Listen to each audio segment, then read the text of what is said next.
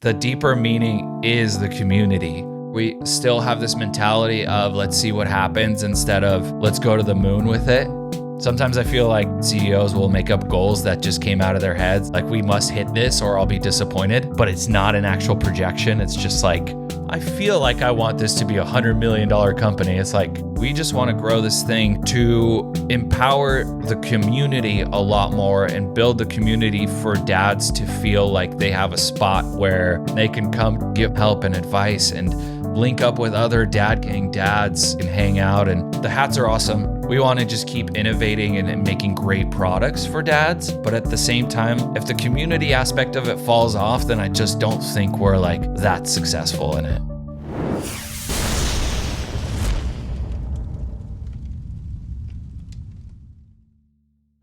How did Spotlight Oral Care get 6 million views and over $30,000 in earned media value on TikTok? How did Plant People drive a 50% decrease in cost per add to cart and over a 30% increase in ROAS?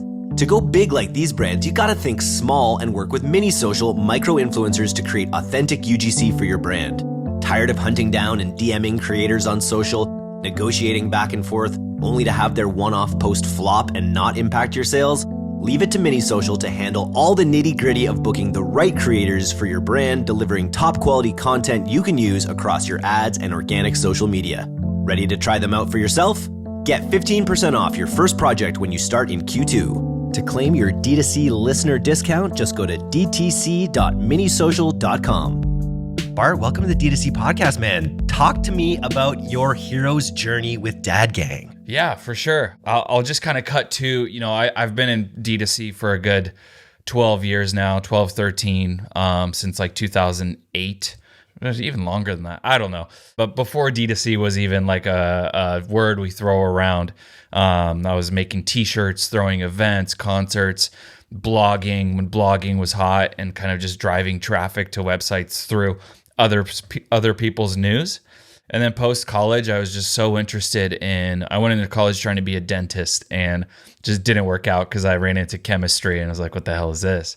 But so I bounced out of that quickly, but I just like organically found this interest in the internet and attention, and how to get attention to websites and kind of social media as it was buzzing, and YouTube was like really becoming a thing. And all these social media platforms were just starting to like become a, everybody has one type of platform, with Instagram, Facebook, and coming out of the MySpace era. So I did that in college, and then out of college worked for some streetwear brands, doing similar stuff, blogging, social media, content, that kind of stuff. And then from there worked for a company called Strideline for 6 years, where I was their first employee.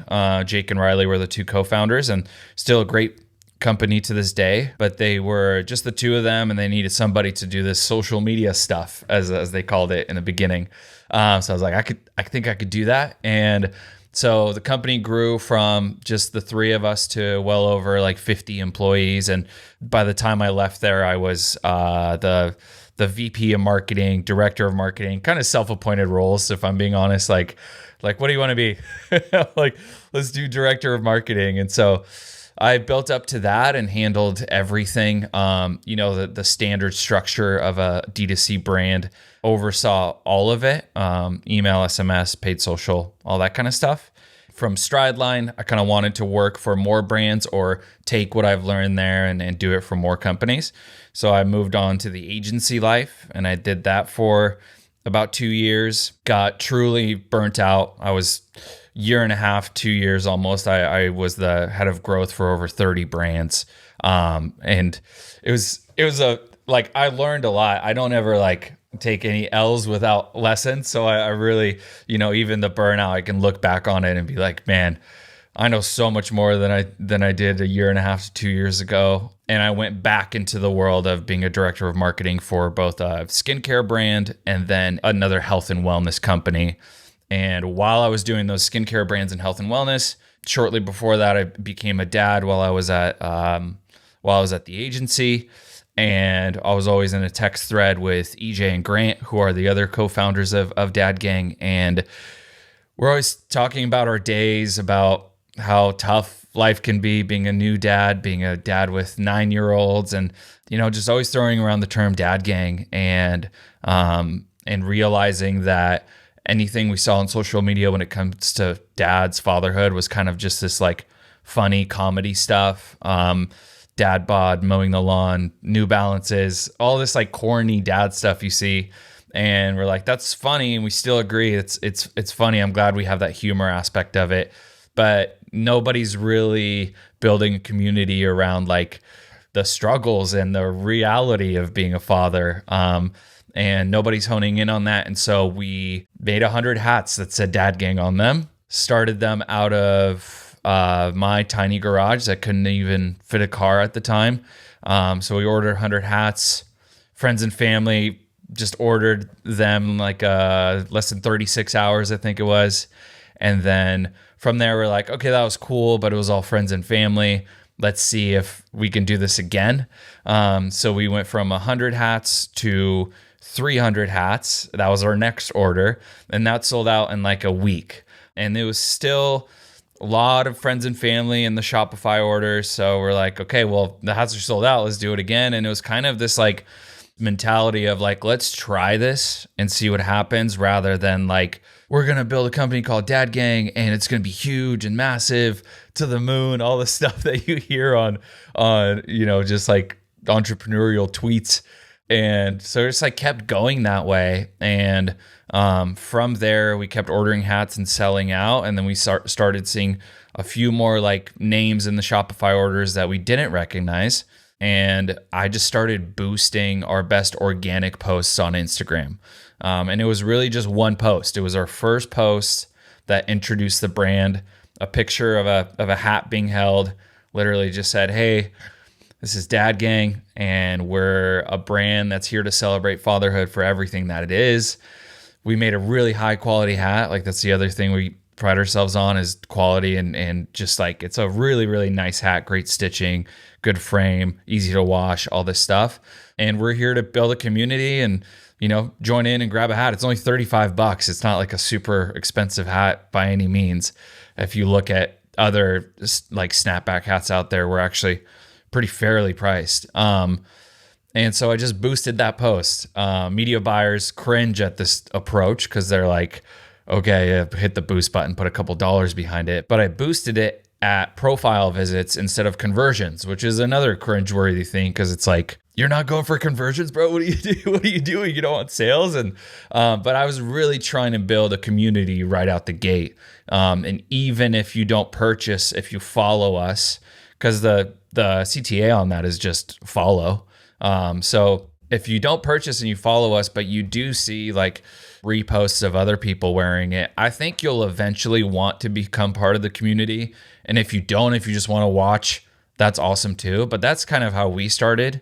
And so we went build an audience first and then run ads, like through Ads Manager and the actual, proper way to do it.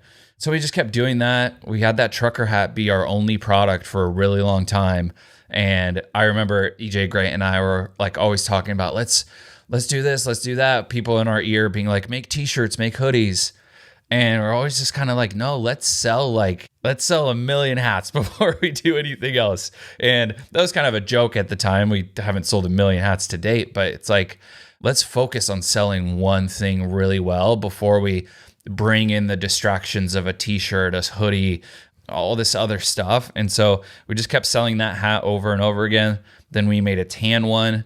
And then we made a few other like very simple, like an olive green one, and stuck to this kind of, I don't know what you want to call it, but like of today color palette. People like wearing neutrals, browns, greens, whites, creams, tans, those kind of colors. We kept releasing them, and then we jumped into running ads, and then we jumped into email and SMS, and like, okay, let's actually build a funnel around this.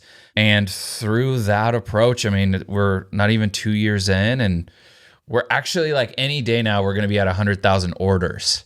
So since you and I last spoke, I think a few things changed, but like EJ keeps texting us like only this amount away from 100,000 orders. But I think we've sold like 110,000 hats to date, and still a very, very simple approach to everything. It's like the three of us don't want to build a company that like requires unnecessary stress and strategy and optimizations. We want to build a community and something like super meaningful where I don't have to test a million landing pages to get somebody to buy a really like meaningful hat that represents a community. I think you need that when you don't have like a perfect product market fit, but I think we found the gap of like dads are finally like, okay, finally a community that I can relate to, not just for the funny stuff. And a hat I can wear outside of Father's Day. I can wear it daily. I can wear it on the weekends when I'm really like have time to just do all the kid stuff. So yeah, that's where we're at now. Got some cool collabs happening, and that is where we are in like a year and some change. And I feel like I've been following your D2C Twitter like probably right from the beginning. So it's amazing to see how it's grown. It's so neat that the product is the community in this case, right? There's just like such a clear through line to, the community that you're building, and you're representing that you're part of the community by buying the product. And I think the neat thing, I love what you said. Like I look at all of the sitcom dads that I grew up with, and they're all schlubby. They're all way less attractive than their wives. They're always the butt of the jokes, almost always in a lot of cases. And it's funny. I think of like my dad was a proud father. Like he was a great father, but I don't know that he would have worn a dad gang hat outside of like novelty or my birthday or something like that, right? But I feel like fatherhood has kind of evolved to the point where we are a lot more proud about the roles that we take and how much we step up. And then you combine that with like the streetwear sensibility that you built into that. Even just like the simple design of like the script font across here in a line, it looks like an old school like Chicago Bears hat or something, right? Like it just fits. I was born in 88, so I was born in Poland and I lived there until I was 7. And so I moved here in 95, and I was just enamored with like American 90s streetwear and like sports culture. Like you remember the starter jackets that like coaches would wear on sidelines, and like Griffey's and Gary Payton, like the gloves, like all those kind of like, I love 90s nostalgia. Luckily, it's also just kind of in right now at the moment. Like A-frame snapbacks weren't always a thing, but they're in right now, and they've always been around. But the like height of how often like fashion recycles itself, we just also had good timing. I hate to say like everything is marketing, because sometimes luck and timing play a huge role in what you're building. What's the split now between organic and paid in terms of your growth? Yeah, we still run at like around like a 5x MER, or a blended return on how much we put in. It's tough for me to call like exactly, but we are a lot more heavy on the organic efforts than the paid side, especially if you want to loop in like email and SMS outside of just posting on organic social. Our new customer acquisition is kind of like, let's let people know about this brand that are dads that maybe haven't heard of it. But all the reposts and tags and all the things we get from dads that already are customers really does drive new customers without us having to spend on that. So I don't know. I want to say it's like 60-40 organic to paid. And then when it comes to repeat purchases, are people buying their one badge of honor, their one dad gang hat, or are people kind of coming back? And because I know you've got like a dozen, I know you've sent me 3, which I'm really excited about. But are people coming back and buying them again and again with the new styles? Yeah, we have. So I have and I recommend this for anybody with a brand. We have a private Facebook group that we show a little behind the scenes. We tell people about restocks before everybody else. We let them know kind of like what's coming. But in there, people drop their collections, and there's dads that have every single hat we've ever put out. There's multiple dads with 20 plus hats, and then like so many with like 3 to 5.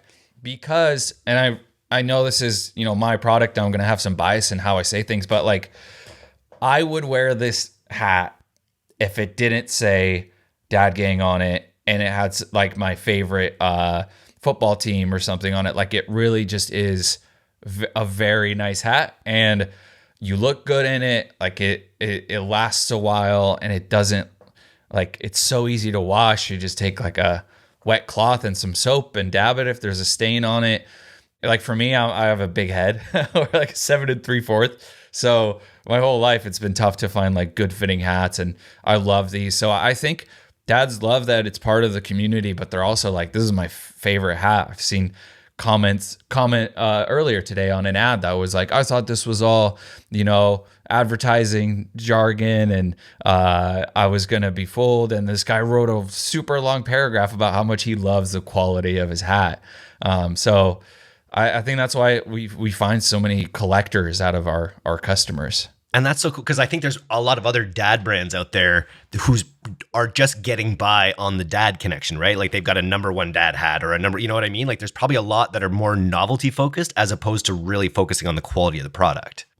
Yeah, and we have hats that like when we last spoke, I had a hat on that said on dad duty, but we have a very simple one that just has a D on it and just stands for dad, obviously. But we've had guys buy those that aren't dads, but they really love the fit and shape of the hat. And it's like, there's not a father checker on the website or anything. And yeah, we really want to, we find that people that are familiar with the brand will come back and buy like a simple D hat because maybe they don't feel like screaming dad gang that day, but they still want that nice hat.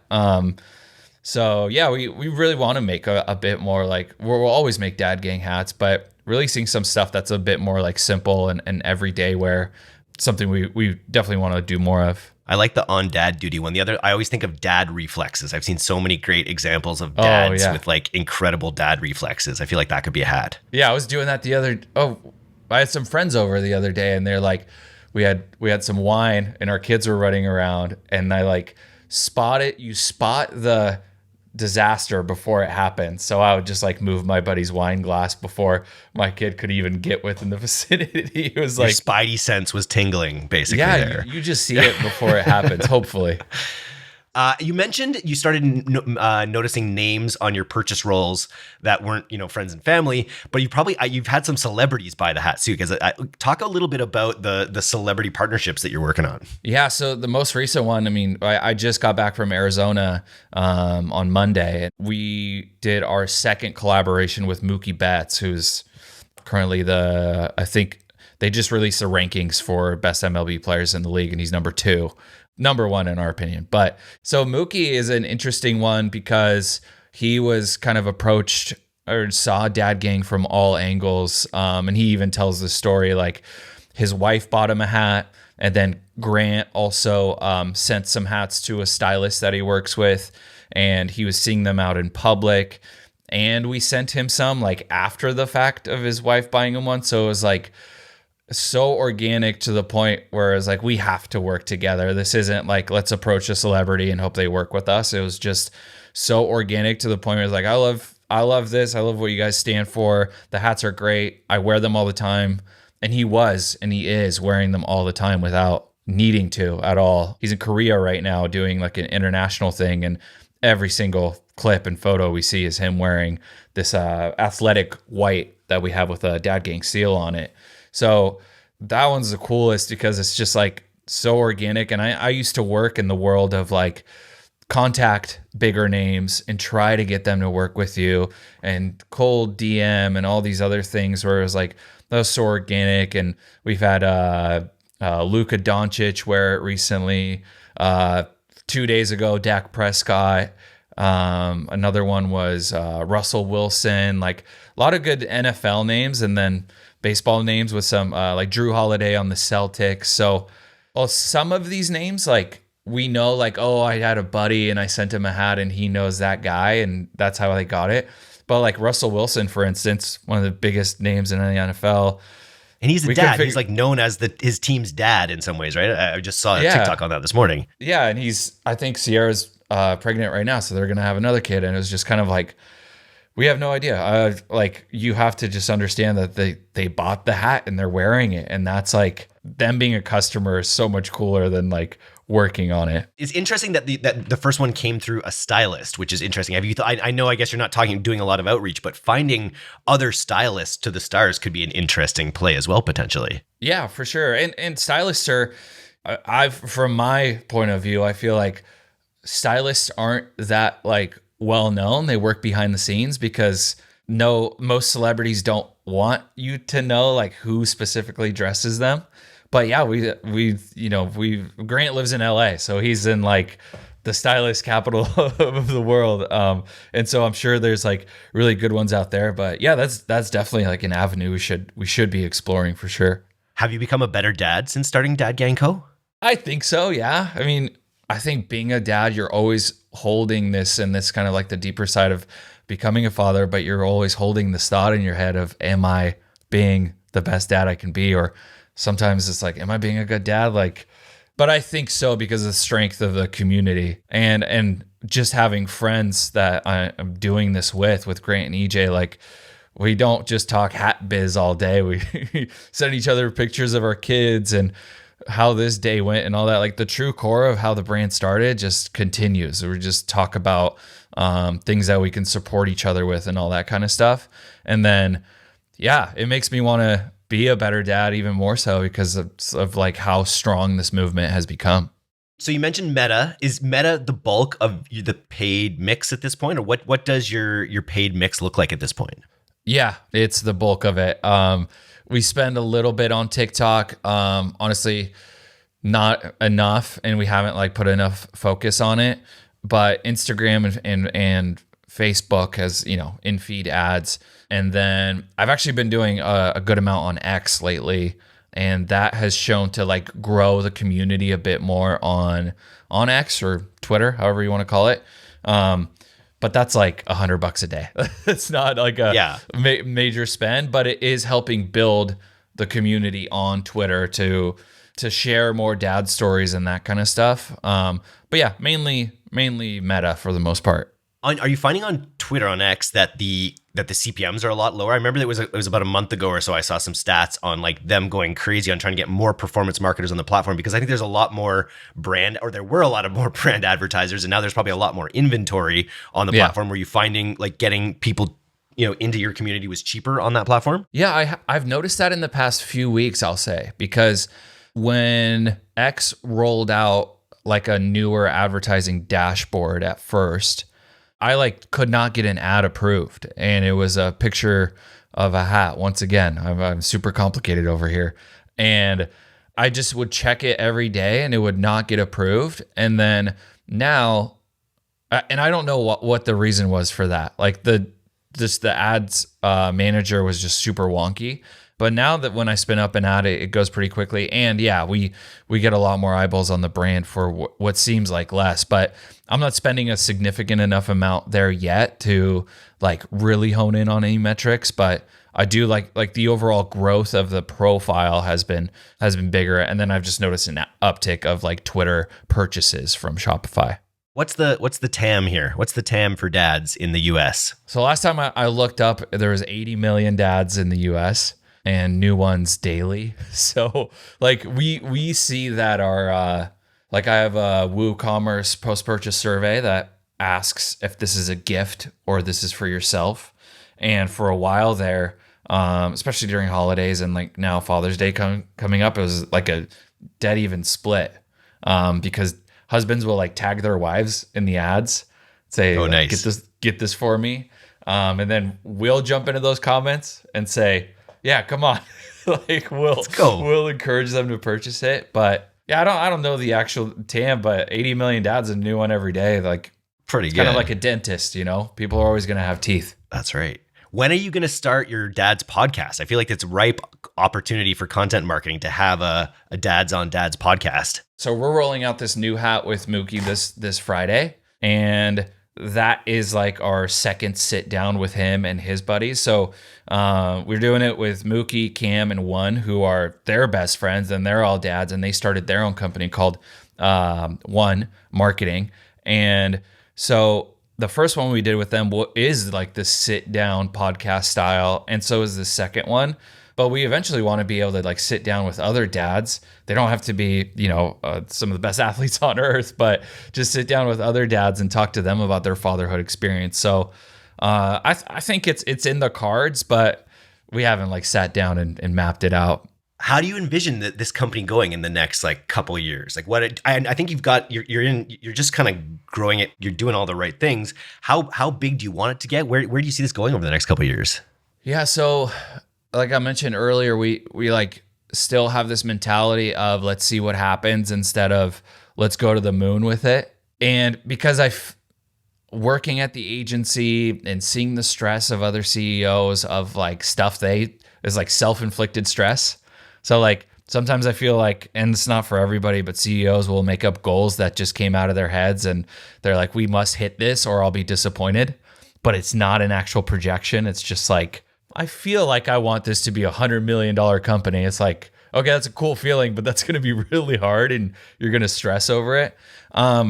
So I wish I had a better answer for you, but we just want to grow this thing to empower the community a lot more and build the community for dads to feel like they have a spot where they're, let's say, going through like potty training disasters and they can come to Dad Gang's private group and be like, what did you guys do? Please help me, and get flooded with comments and help and advice and link up with other Dad Gang dads, like actually out in public and hang out and have meetups and all that kind of stuff. Like that's where I think true meaning falls for us is like, the hats are awesome. And I think they're great. And I love selling them and seeing them on people, but like the deeper meaning is the community. And so we want to just keep innovating and making great products for dads. But at the same time, like if the community aspect of it falls off, then I just don't think we're like that successful in it.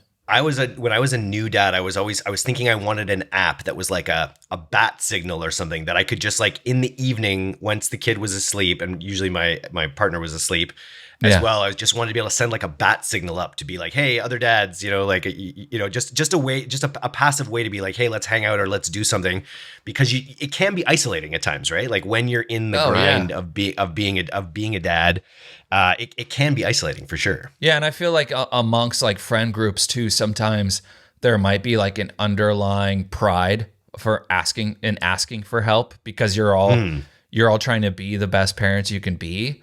And so maybe asking for help seems like, oh, are they doing okay? You know how people think sometimes, like, are they doing okay over there? Or like that kind of mentality. So like, I think it's like people should ask for help without any kind of like guilt or embarrassment. And especially with Dad Gang, like we use this, speaking of sleep, like my wife and I use Taking Care of Babies as a sleep course. And it's this lady named Kara. She was a nurse for like 20 years and then specialized in sleep patterns and scheduling. And like this lady's a lifesaver. Our kids both like sleep great. I've passed it on to friends that used it and they love it.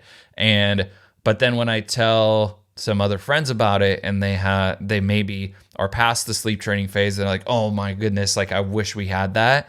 There's so many examples of that you could just like pass off to your friends, but they didn't know, like, get this baby monitor, try this in the crib, try a sleep sack, try setting your temperature to 68 or a sound machine. Like, no, people are like timid to reach out and just ask, like, what are you doing? What's working for you? And I kind of want to remove that stigma and like, go talk to Dad Gang, post anonymously if you want for advice and see what happens. But like, just having that one place where we can all help each other, I think is much greater than how many hats we can sell, It sounds like you're always like, when it comes to restocks, like your hats are probably always limited edition to some extent, but have you experimented ever with drops on like truly limited edition things, or is that not part of the arsenal yet?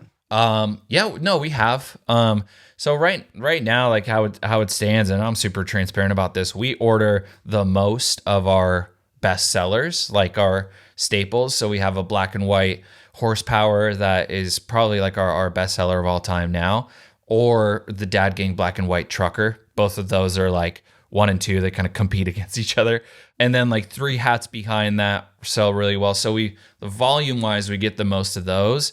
And then everything else is a drop or a launch. Like right now we have a golf hat coming out that's going to have a tee holder on the side, which is something we haven't done before. The damn tee holder took so long to develop, believe it or not. So that's going to be limited to 1,000 hats, which for us, like at this point, will go in like 2 days or sometimes 24 hours if it's hyped properly and people want it. And then like this Mookie Betts hat where it is also limited stock. So like the first one that we release is not coming back at all ever. And so we do have those customers that are like, please bring it back. I missed the first one. And so that's why like outside of, conversions and stuff, I encourage everybody to have like back in stock journeys turned on, email journeys turned on for like when a hat is back in stock, join the group. So, immediately when something drops. And so, yeah, we do that pretty often outside of those best sellers that we keep a lot of. And then when you walk me through the anatomy of what you mean by hyped properly. How do you properly hype your audience for one of these releases? That's a good question. I would say making sure it's a hat they want. So we communicate with our private group all the time around like, do you guys even want this? I don't like to grant EJ and I don't like to sit here and think we understand everybody's consumerism. So why don't we go in the community and be like, hey guys, what do you want to see from us? We were thinking about making a navy hat. Do you even want that? Or should we scrap it? So actually asking them what they want and then making it if there's enough demand for it. And then just like, I think time of the year and what they're looking for, like Father's Day, or, people are starting to like really golf again because spring's coming up and golf tournaments are starting back up and all these other things. So making sure you're timely with it. And then content is like the biggest pillar of it all. Is like, are we shooting these hats well? Are we describing them well enough? Are we putting out reels and videos that are like actually captivating? And then like, I'm the iPhone nerd that like my wife makes fun of me, but I'm sitting there in the kitchen or outside, like shooting in cinematic mode, making sure the hat has like a nice little pan over it and all these things. So like making reels that are actually like, like satisfying food videos, but for hats. I wanted to ask too about the product. I have made maybe about a dozen hats in my day, but I've never, except for the one that I've sent you. Actually, I've sent you an Ebbetsfield flannel PC. I can't wait for that. That was like a custom job. I was really excited about. Otherwise, I've just sort of bought blanks from Ewing Pong or some of these other sort of traditional blank hat brands. Yeah. You have so much variation in your product. Are you ordering off the line from a provider, or are you at the point now where you have a full custom relationship with someone? Yeah, we have our own manufacturing relationship at this point. Very cool. And are you designing most of the hats like in concert with your community and stuff, or is all three founders? What are you actually doing to design the hats? Yeah, it's a good, like at first we were a black and white trucker hat. That was just no brainer, like doesn't take any design mind behind that. The actual like size of how it appears and the frame and all of that, sure. But as we got further down the road, like our horsepower hat, for instance, like I've always been super into, like I told you, the 90s. I was always into like 1990s Ferrari, like F1 culture. So I love that era of race gear. So they'd have these boxy, like Marlboro, or however you say the cigarette company, like that kind of style of design. And so like, let's make a hat around that. And that's our horsepower line, kind of inspired by cars, and dads love cars. And so EJ is really like the design brain of everything at Dad Gang. And Grant and I will toss him a bunch of ideas and then he makes it come to life. But it's really like speaking to that group. They'll be like, hey, you haven't made a hat that just says girl dad on it. And so then we'll say like, do you guys actually want this? And we'll go and make it and design it, ask them what they think of it, and then make a bulk order of it and actually release it. But sometimes it's a mix of Grant, EJ, and I like concepting and thinking of things, and then EJ actually puts a tech pack together of what it'll look like. And then it's a mix of the community. And I'd love it for the community just to tell us what they want, because it's a lot easier than trying to rack our brains on like, what's the next, hot hat to release. This is a manifestation platform, this podcast. So if you could manifest one influencer besides the world's greatest playing baseball player, do you have people in mind who you'd love to see wear the hat? I can imagine, like, I can see a PGA Tour golfer or maybe a live tour golfer wearing the hat. It could be huge. Who do you have in mind as your ideal sort of like influencers or partners in that way? Yeah, I mean, Lil Wayne has just been somebody I've always wanted to work with. And Grant and EJ will have different people. Like Grant's might be Mookie Betts, and it happened. Like Grant's been in baseball since he was in diapers. Like he loves everything about the MLB, and he coaches himself, has his own training program. So like, Mookie Betts is definitely one that he's probably would have manifested. But for me, it's Lil Wayne or LeBron. Like those are the two guys I've always wanted to work with in some capacity. I did work with, when I was at Strideline, I worked on like some Young Money socks with Nice. Lil Wayne, with Lil Wayne's team, like Mac Main and Tez, but it wasn't directly a Lil Wayne thing. But those two guys would be awesome in my book. I know EJ has different ones. He leans more on like the extreme sports, graffiti taste of things. Eminem would be huge too, just because he's had all those issues with his parentage, and he raps about how bad his mom was, right? I'm sure he takes pride as a father, I bet, to not make some of the mistakes that his parents made. So he might be a good one too. Yeah, I've just always been like, I'm in a text thread with all we talk is sports, and I get in like heated debates over the whole MJ LeBron debate and all these things, and like, but I've always, I think I have a somewhere behind me, I have a giant LeBron Funko Pop. Yeah. Huge LeBron canvas over there. Like, I think he would be awesome to work with. He's an amazing father, deals with his son being at USC now, his other son being another phenom in basketball. Like, they're a great family, and he's a great example of like an awesome dad. So he'd be cool to work with. And then, Lil Wayne would be awesome. I'm sure he could just make a Dad Gang song for us. It's just like you might a lot need an XL to fit under his dreads, though. I don't know if a regular size hat's gonna fit under all those dreads, but I've seen. I've looked into this. I've seen like videos and pictures of him wearing snapbacks, but the snap's undone in the back. Ah, that's the key. And so we'd have to figure that out. We make beanies too, but I think the hat has to happen. It's such a cool opportunity. Like you have such an addressable market that like I'm excited for when you guys continue to scale, and like I think TV could be such like you're gonna speak to like 50% of the population watching TV who are dads or like especially if you do it right, you can get more than that if you get a more male centric show. I feel like it's the kind of thing that could really achieve even a higher level of like cultural significance, which is exciting. Yeah, we tried a Hulu ad at one point, but I don't know. We got to work with them on it because they kept like kind of refusing the ad for like ad guideline stuff, but there was nothing bad in it. I think it's because we had I figured this out. We had a kid and a dad in a car. The concept of the ad was like jump into the imagination of your kids with them when they're playing on the playground and aliens are chasing them, like just go with them and pretend. Yeah. So this kid was like driving a hot rod in a leather jacket, and his dad was with him in the passenger seat.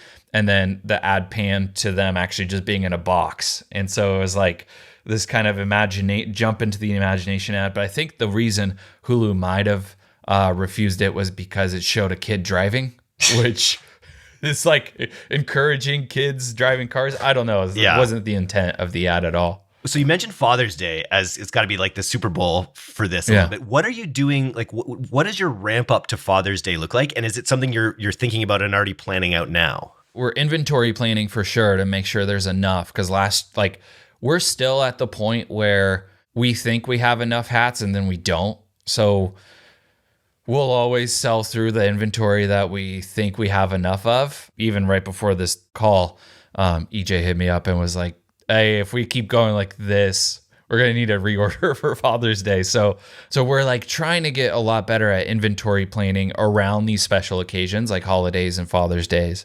Even Valentine's Day was a big one for us because wives and girlfriends were getting hats for their guys. So a lot of that, and then just fueling the content engine. So making sure that we have an ad that's like specific to Father's Day. That's like one big hero video ad, then chopping that up into smaller bits that are 10 seconds, and then making like a bunch of just different static ads around Father's Day. We still keep it simple. Like the only thing dad wants for Father's Day will be like the copy and then a picture of our hat, but just making sure that those ads are made and ready. And then right now, just like slowly ramping spend to acquire new customers for those moments. And then like leading up to it, releasing like like we were talking about drops, having a few more drops of like this Father's Day, this hat will be available, won't come back type of deal. So just trying to like prime the audience. I kind of remove my acquisition mind from this because I genuinely don't like to see people that missed out on Father's Day gifts and they're like pissed because that guy won't have a hat this Father's Day. And so I'm like just trying to scream that these hats are what you need for Father's Day before it gets here so that nobody misses out. They join our groups, they join our text messages, so that they're just in the know. Because it really does suck to be like, we get messages that are, like, I really wanted this for Father's Day, it didn't happen. And then we got to tell them like, pay attention here and there and sign up. So you've got toques now. You have some stickers and you have a chugger, a 32-ounce tumbler, which I sold out, I see. Any plans for, I know you want to dominate the hats to a full million. Do you think before you get to a million, there'll be any other products you roll out? Yeah, for sure. We've done hoodies and we've done t-shirts. Summer, we're like working on a tank top, but that's where the real like limited stuff also will happen. We are a hat company at the moment, and I think that's going to be our core product. But in between, we do want to be able to give dads some other stuff like this, like the chugger or like a coffee mug, because we only want to release like really, really good products. So the chugger is made by Mir, which is a drinkware company on its own, but this thing like keeps your coffee hot for like half an hour after you made it, and the lid can be open and all this stuff. So I'm like, that's a great, yeah, like, because when you're getting ready in the morning and you make your coffee, there's no way you actually drink it. And then once things calm down, then you can actually take a sip and it's still hot. So that's kind of like, we are really catering to the dad. and then like, we want to make a tank top because we made one for our Arizona trip.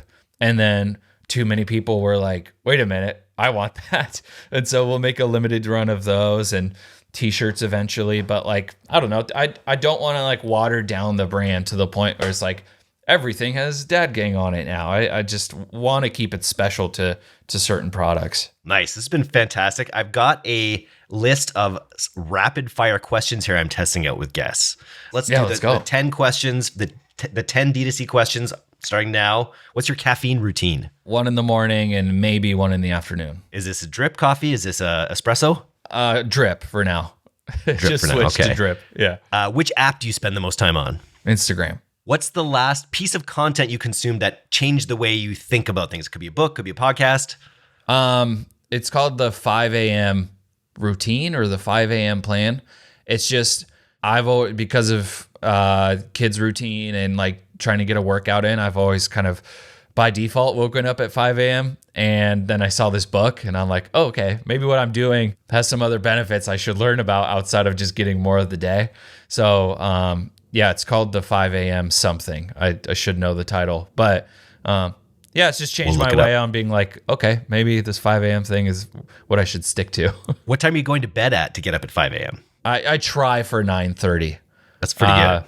Yeah, but it doesn't always work. What's your favorite movie? 2 of them. It's hard to choose and they're silly, but Rush Hour or Heat. Classic. Heat. I got to rewatch Heat. I feel like Rush Hour is good. I also love the collaboration with Jackie Chan and Owen Wilson in Shanghai Noon. Yeah, that's a good one. Heat. That's a classic. Heat. I just rewatched it on the treadmill, which is one of the weirdest places to watch Heat. But yeah, it was at the gym, and I was just like, I forgot how. I mean, it's a violent movie, but yeah, I forgot how much they actually show, especially in the 90s. It's like, this is so gruesome, but I just love like bank robbery, like The Town and other like bank robbery movies. That's my jam. I'll just a little note here. My daughter is 10 now, and she's pretty mature, I'd say. And we've started watching more PG-13 movies, which opens up a whole category of really good movies. We just watched The Prestige, which is one of my favorite all-time movies. She saw Christian Bale at one point do something he shouldn't have been able to do, like appear somewhere he shouldn't have been able to be. And she's like, what is he, a duplicate? She's actually like guessing the twists of these movies already. So dang, that's very awesome. excited about that. Are you in office or remote? Remote. Fully? Yeah. Forever. I'm just at my house right now. Yep. That's what we do. I don't know forever. I mean, life can change, but. What tech tool in your stack are you most enamored with right now? Does Canva count? Yeah, Canva counts. I love Canva. Okay. I love like Attentive and Klaviyo and Ads Manager, but I'm like in Canva the most. I'll have a coffee and jump into it and like look at their templates because they're always posting new ones and be like, can I make something for the brand off that? And sometimes I'll feel inspired and make like 20 things. And then some days I'll be like, not today, but I'm in there so much. It's ridiculous. Nice. What's the most unusual job you've ever had? I was a warehouse sweeper for like in the summers, like between college and high school. And it was like strictly a sweeper. There was nothing else I was doing. So, yeah, that was it. I had one job as a warehouse sweeper, but it ended up being at least a 30% sleeper job because I found a little nook that in the closet I could pull up and just nap between sweeps. You know, the one benefit of this job was that this warehouse shipped for Tim's Cascade chips. And so they would have like boxes that were damaged and they'd have to toss them away. So I'd always go home with like 10 mini bags of jalapeno chips. That's amazing. And then what would be your last meal? Like you're in prison, you have to choose a last meal. What would your last meal be? It'd be Polish. I have two. They're both Polish meals because my mom is the best cook, but either Polish goulash, and that's chicken. It's a chicken goulash, or gołąbki in Polish, but it's cabbage rolls. Unbelievable. Any friend I've like given them to from my mom, they're fully obsessed. Beet borscht or cabbage borscht? Beet. Beet all day. 100%. Fuck off with your cabbage borscht. It's got to be red. It's got to make me like question my life choices the next day when I go to the bathroom or I don't want it. Yeah, you got to pee, right? Well, this is great. I'm gonna get my dad. I'm gonna join the dad gang soon. This podcast happened actually because I did a podcast with my buddy Van Oaks, and he's wearing the dad gang hat, and that reminded me to check back in with you.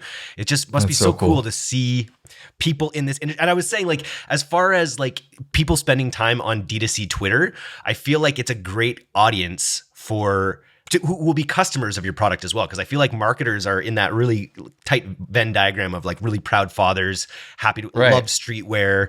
So it must be, you probably have a lot of D2C people wearing your stuff as well. Yeah. It's really cool to see like guys that I may not like hang out with because they live somewhere else, but like we chat because of our careers. And then like, especially the guys that are like just becoming dads too. Like, yeah.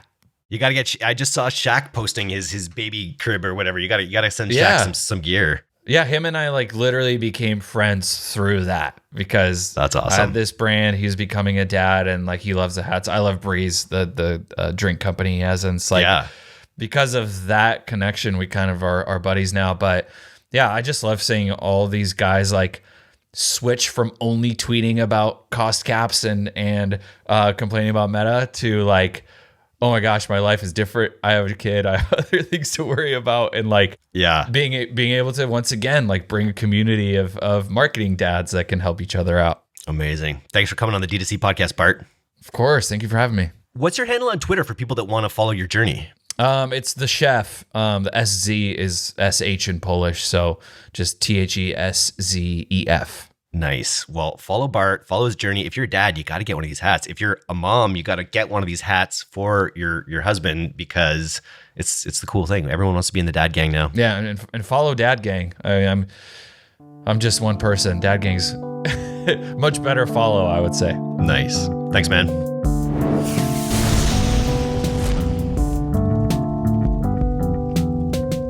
Thanks so much for listening to today's episode. If you're not a subscriber to our newsletter, you can do that right now at directtoconsumer.co. I'm Eric Dick, and this has been the D2C Podcast. We'll see you next time.